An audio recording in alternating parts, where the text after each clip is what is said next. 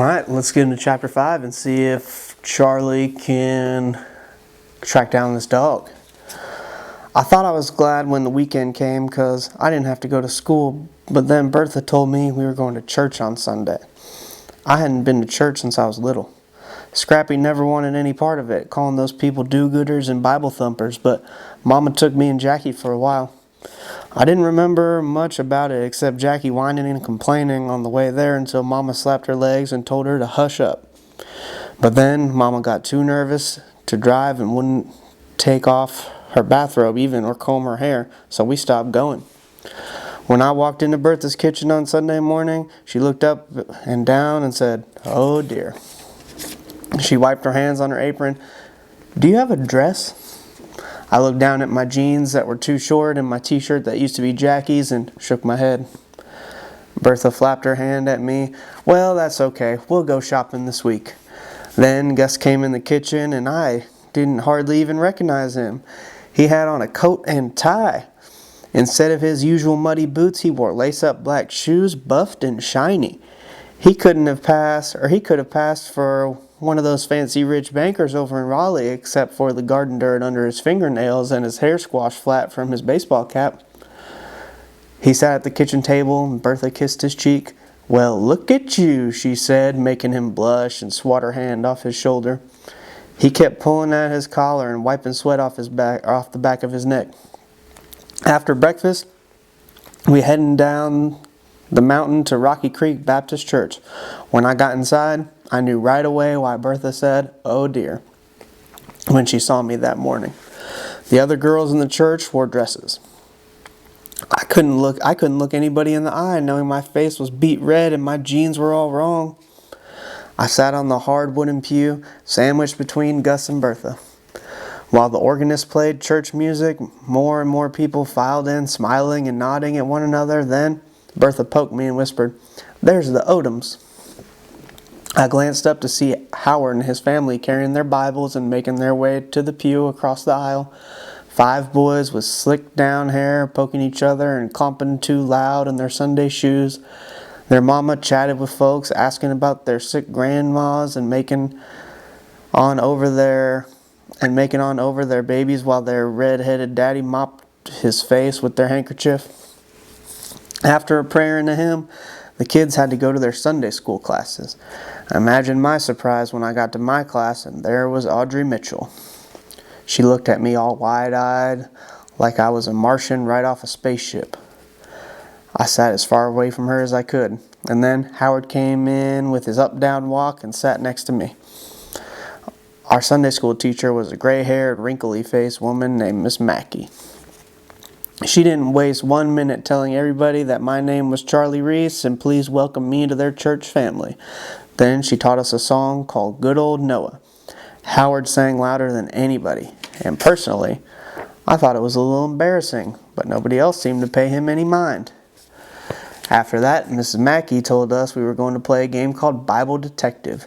She would read questions from her Bible, detective cards, and whenever you answer one right, you get a Bible buck. When you got enough Bible bucks, you could cash them in for a prize. While she read the questions, the boys fidgeted and the girls whispered and giggled in their dresses when I kept quiet in my ugly jeans. How many braids were in Samson's hair? Name the man who went down into the pit on a snowy day to kill a lion. In what book, chapter, and verse can we read about the winner of a beauty contest becoming a queen? Howard's hand shot up every time, but I knew for sure I was never going to win any Bible bucks.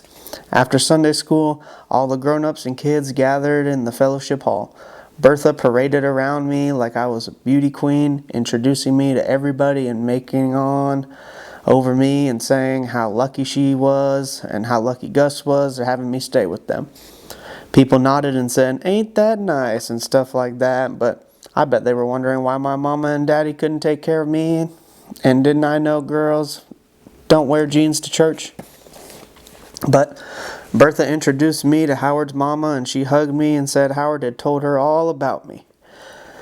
Then she craned her neck, looking around the room. "Mr. Odom must be outside, and I'll never catch those wild boys of mine long enough to introduce you." Some of the Odom boys chased each other around the room, their ties loose and their shirt tails flapping. They grabbed brownies off paper plates while Howard showed everybody his Bible bucks. "But you come on by the house anytime, okay?" Miss Odom said. Bertha grinned at me. "Now wouldn't that be nice, Charlie?" I nodded and said, "Yes, ma'am," because I knew that's what I was supposed to say. When we finally climbed into the car and headed back up the mountain toward home, I scanned the woods and yards along the way, hoping I'd see that stray dog again. But I didn't. What I did see was the truck full of hay. Jackie's friend Casey told me if you count to 13 when you see a truck full of hay, you can make a wish. So, of course, that's exactly what I did. Things at school seemed to get worse every day. My homework papers came back all marked up by Miss Willoughby with red pencil, with notes like "see me" and "try again." Sometimes I didn't even do my homework. It seemed like a waste of time since I wasn't going to be here that much longer. Once in a while, Bertha asked me if I had homework, and I was pretty good at just shrugging and changing the subject. Besides, I was getting used to getting marked up papers like that, because back in Raleigh, I wasn't exactly student of the year. Jackie was the only one who ever fussed at me for not going to school or not doing my homework, but I reminded her that she was not my mother and she should leave me alone. When my teacher called the house to tell Mama how bad I'd done on my math test or ask why I hadn't turned in my book report, Mama would holler and carry on for about 5 minutes, and then she'd throw up her skinny arms and heave a big sigh before she said, "What's the use?" Then she'd shuffle out of the room in her bedroom slippers, muttering about how she didn't deserve that aggravation. At least in Raleigh, I had friends at school. But here, when I sat at a table in the cafeteria, girls made faces like they smelled something bad and slid their trays away from me. Most days, I pretended like I had a stomach ache and spent the afternoon in the nurse's office drawing more stars and hearts on my arm with a marker. At recess, Howard followed me around, reminding me he was my backpack buddy and asking questions a mile a minute. "Did you ever visit your daddy in jail? Why ain't your sister here too?